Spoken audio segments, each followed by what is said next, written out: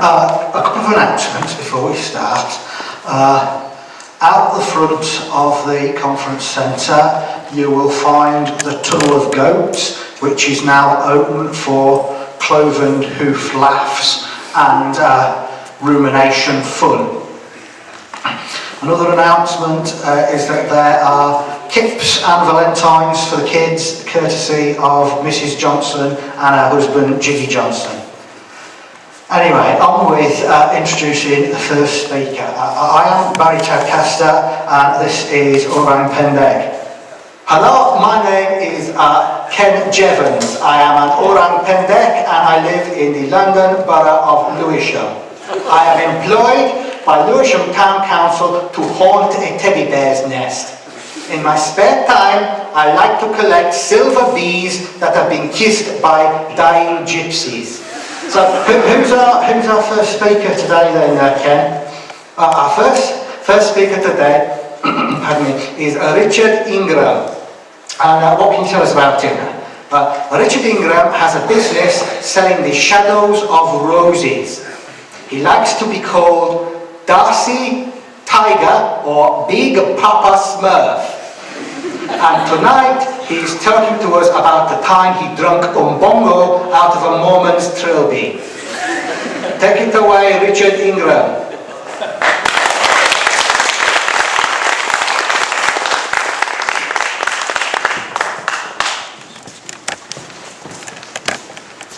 Hi there.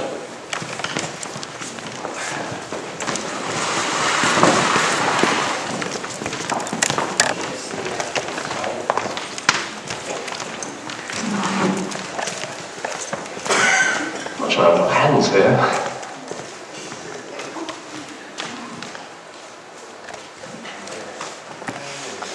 So, there's been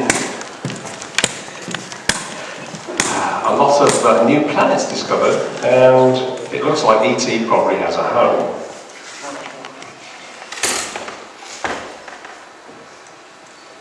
There is a search for intelligent life, and the Arecibo radio telescope in the 90s found the first of the planets that we found outside of the solar system.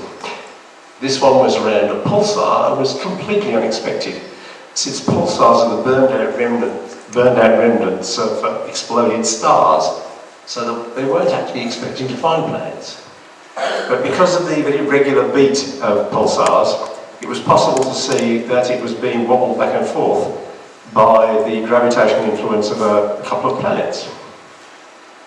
So the radio astronomers got it first. There's a Drake equation. It's the only equation we've got. Where are we? No. Oh, what happened there? Oops. Oh, there we go. How do I restart it?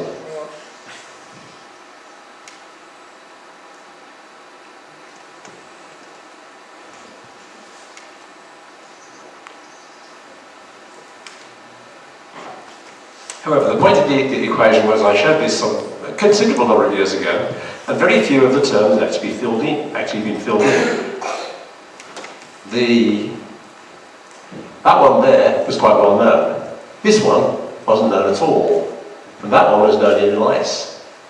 The rest of it still is to be discovered, but this term and this term have been filled in to a considerable degree. A great many planets have been found, and it looks like there's a great many more.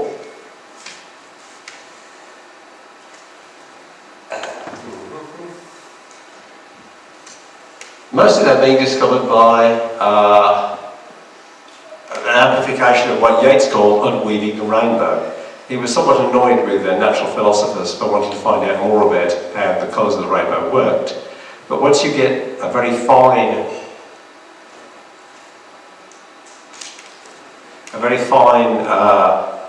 and focused rainbow, you see there's dark lines in it if it comes from our sun, or any other star if it comes to that. And the dark lines match up with the bright lines you get from putting elements into a flame. And what happens is that the sunlight comes out as a continuous spectrum but passes through its atmosphere. And in the process, various elements absorb the sunshine to leave the dark line. And it means you could do an analysis of the chemistry of the outer atmosphere of stars a very long way across the universe, because it shows up in their Fraunhofer lines. They're named after the person who discovered them. There's an extended version, because there's an awful lot of detail. There are, after all, 92 elements.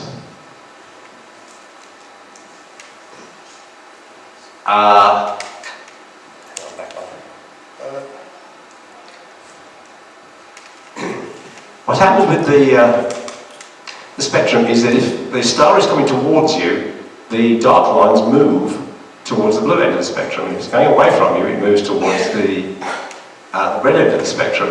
But in the case of a pair of stars who are orbiting each other, binary, you find there's two sets of Fraunhofer lines on top of each other that move back and forth.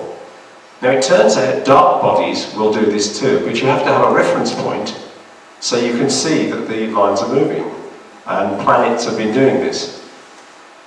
Quite a lot of the planets have been very big planets in very close orbits to the stars. So there's a lot of solar systems that were found early that are completely unlike our solar system. So the whole business of planetary formation has got to be rethought, and is being rethought.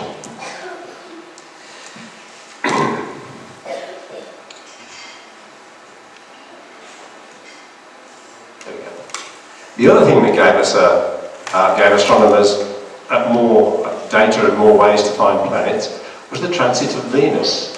If you remember, we had one last year, and we also had one in 2004.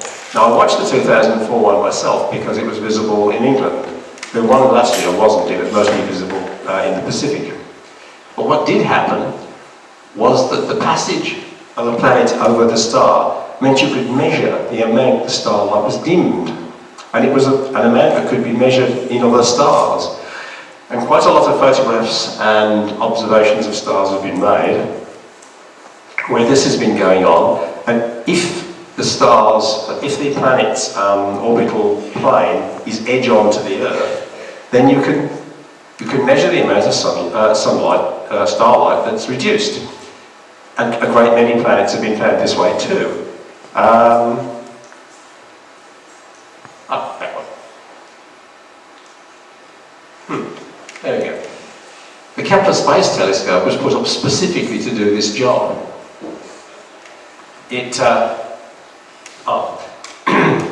It's intended to take photographs and observations of stars without the intervening atmosphere of the Earth, because the Earth's atmosphere moves about enough for the resolution to be cut down a great deal. But there have been a few planets that have been directly observed by things like Kepler. Kepler sent out a huge amount of information, a huge amount of data. Much of it hasn't been examined properly yet. Unfortunately, it's broken. The wheels that control its attitude, 2 of the 4 of them no longer function. And it's some little way away from the Earth, not going around the Earth, but around the Sun in the Earth's orbit. So sending out a mechanic is a little bit difficult. The people who are looking after the Kepler Space Telescope are wanting ideas about what they can do with it next, and whether they can fix it and what they might do with it. That's some pretty good stuff though. It's quite a largish telescope. You see it's got a mirror of 1.4 metres, and although they stop it down a little bit, it picks up not only the visible light from stars, it picks up the infrared down to quite a low temperature. It started out with quite a bit of liquid helium on board to cool the detectors, which meant they could see much deeper into the infrared. It's run out of helium now, which was expected. It's just a matter of getting it far enough away from the Earth to be a bit cooler, because the infrared from the Earth warms it up a bit.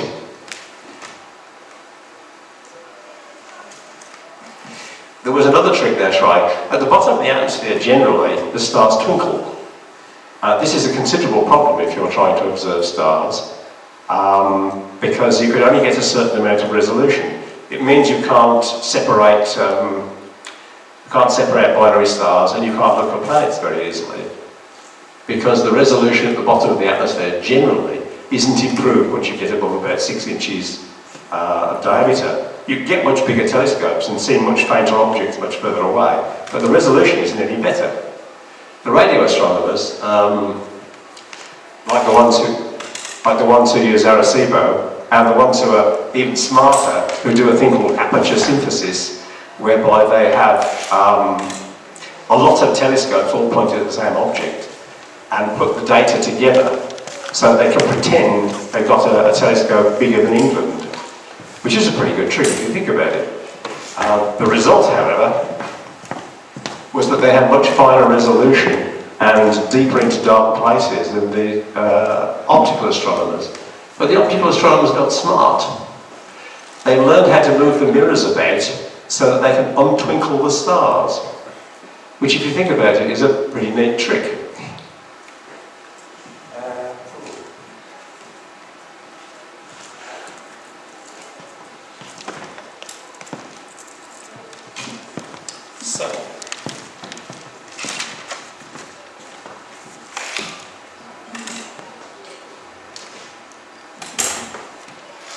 When the pulsar one was discovered, it was discovered there were several others with planets as well. Once they knew to look, they discovered them. There's even a rather odd one where there's a pulsar which is part of a binary star with a planet going around it. And the planet is something like 10 billion years old. Somehow or other it's managed to survive the explosion of one of the stars it goes around and a vast amount of time. We'd be interested to know what's going on and what the place was like. I think it's a little way away, so we won't be going visiting. Quite a lot of stars have been discovered, however, in the habitable zone because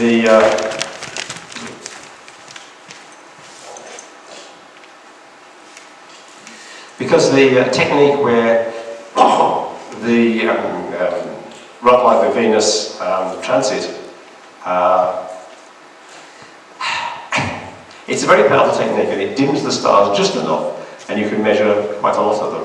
And you can also do statistics on it. You can say that if there are this many planets in edge-on orientation, that you can work out how many there are at other orientations. So you can do a statistical analysis and say, yes, we can expect to see this many stars have got it. There's also some rather odd ones.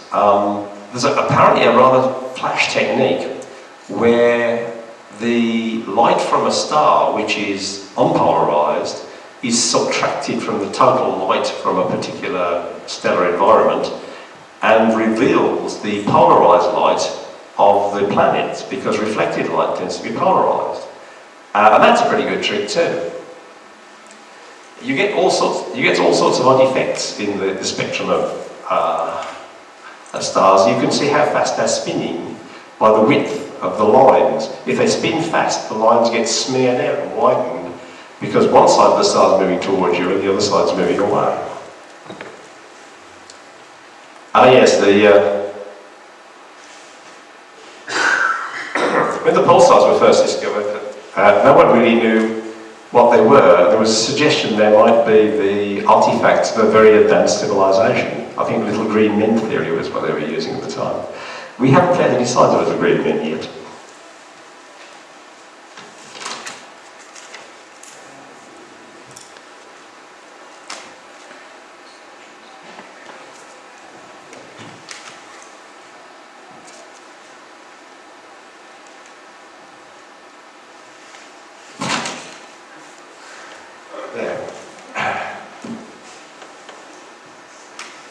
There's a thing on Earth called Biosphere 2. It was an attempt to put together a self-contained biosphere that was actually air-sealed so that no air could get in and out. The only thing it received from the outside was sunshine. And it had sea, it had desert and mountain, but all sorts of different kinds of habitats on a very small scale. And a bunch of people who were sealed in there too. Unfortunately, it doesn't work very well because biospheres aren't that well understood. Its current status, it isn't in very good nick. However, it looks like, from what's been published lately, that there's going to be an attempt to revive it so that people understand how ecologies and environments and biospheres work, so that we can possibly keep an eye on what's going on the Earth, and of course make it possible to make space habitats of various kinds, which might be useful for trying to conserve species if ever we get out into space properly. And of course in the long term to go on to other stars much further away. It's useful to take a habitat with you, so you've got all the kinds of plants and animals that you're going to need if you're going to colonise or terraform somewhere. Oh, there is another way that planets are discovered. It's called gravitational lensing. If a planet passes in front of a star, it concentrates the light of the star a little bit, and it winks. It becomes a little bit brighter as the planet passes over it. You can see this when stars also, when one star passes over another, and nearby there are planets passing over it as well, and you get extra little winks, which permits you to see another way of finding the stars. But this is also one, if you've got the right database and enough photographs and observations, you might be able to find some of the orphan planets which are expected to be found amongst the stars, some of which never had stars of their own, and others of which have been flung out or have been lost by exploded stars, because when stars explode, they tend to lose a great deal of mass and don't have enough gravitational force to hold on to their planets always.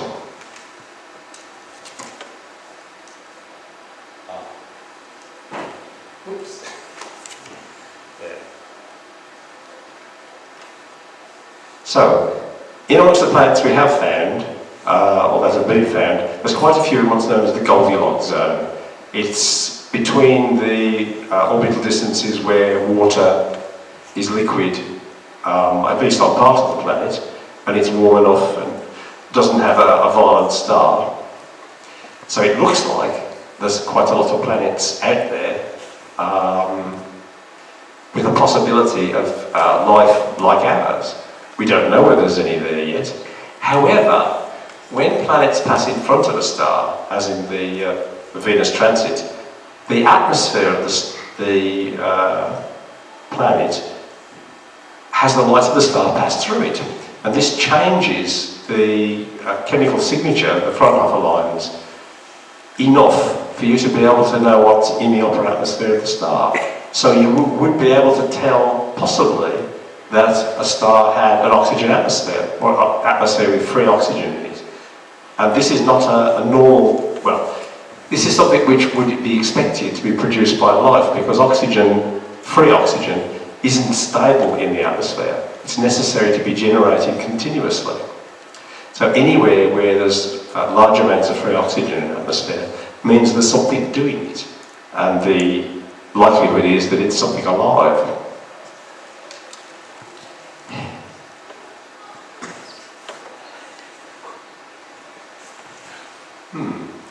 There.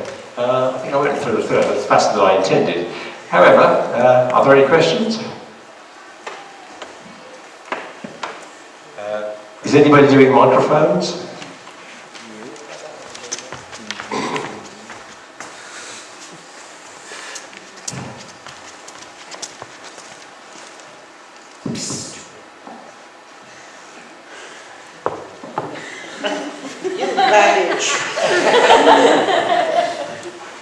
Is your biosphere in Arizona?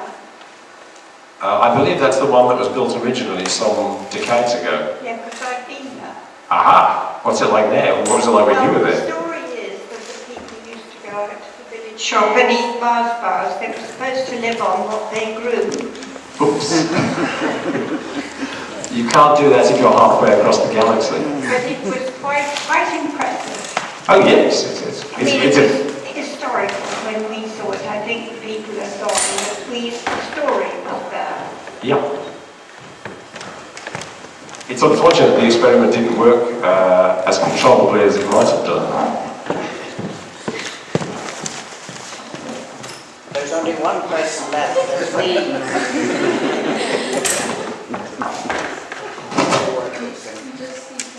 I just speak into it.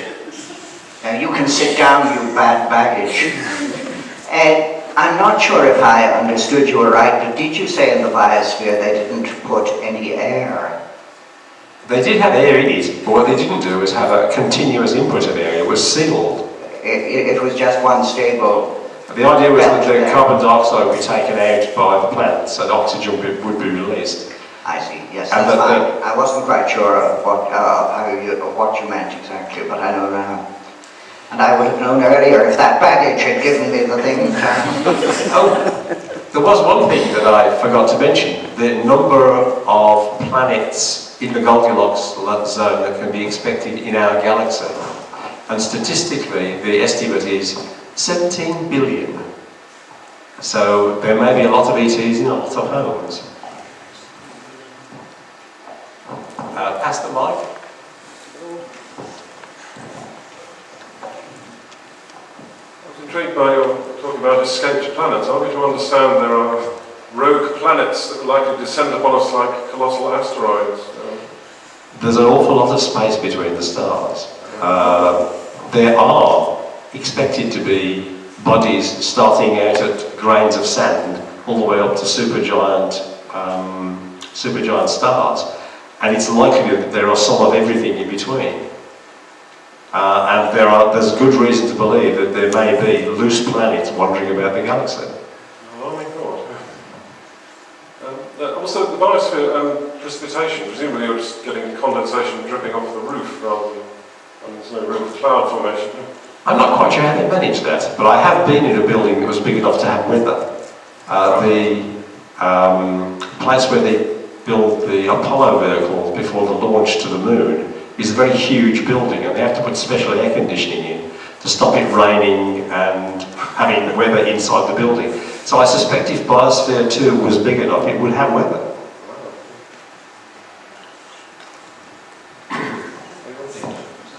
Given that most of the atmosphere is nitrogen, if that's just producing oxygen, is it not lacking something in the atmosphere which is resulting in that? I think that was after it was at least partially abandoned, but there was difficulty keeping it, keeping the homeostasis. It just wasn't balancing properly. They got rather too much carbon dioxide in the air. I think they put too rich a soil in, and there was too much organic matter in the soil. I think it was oxidizing. And there were all sorts of other problems. It's also rather small. The bigger a thing is, in the case of greenhouses, generally the bigger they are, the more stable they are. The temperature remains more stable and so forth. Anybody else? Guys, I've been stupid. I'm wearing my reading glasses, so you are all an amorphous blur, which is all quite foreseeing. But are there any more questions for Richard?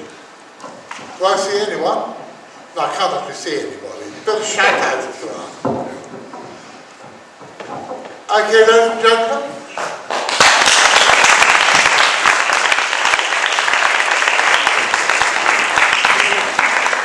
There are people here this weekend that I've known for a long time. I don't think I've known any of them as long. I don't think I've known any of them, except for various members of the Vaughan Phillips family, for as long as I've known Richard. I think we've known each other probably the best part of 30 years. It is nice. It is. You and I, our paths have crossed, we have drunk beer together, we've talked esoteric nonsense together for many, many years, and it's always a joy to have him here. Richard Ingram, thank you very much.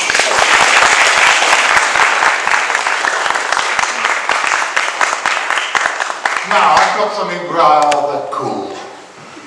How many of you guys were here last year? And again, I can't actually see, but I do see a sea of hands, which makes me feel like John Sinclair, and I don't think any of you know what I'm talking about. Last year, the money from the Weird Weekend went to pay for the rights to reissue this book, Mysterious Creatures, A Guide to Cryptozoology by George Aberhart.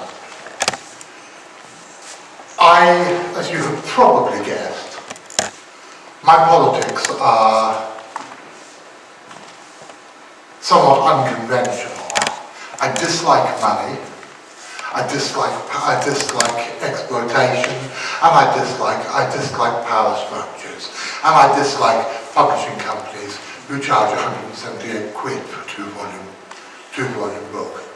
So we bought the rights to this with the permission of the author. We bought the rights to this last year, and I'm very proud to say that the first copies ever to be on sale are here with us tonight.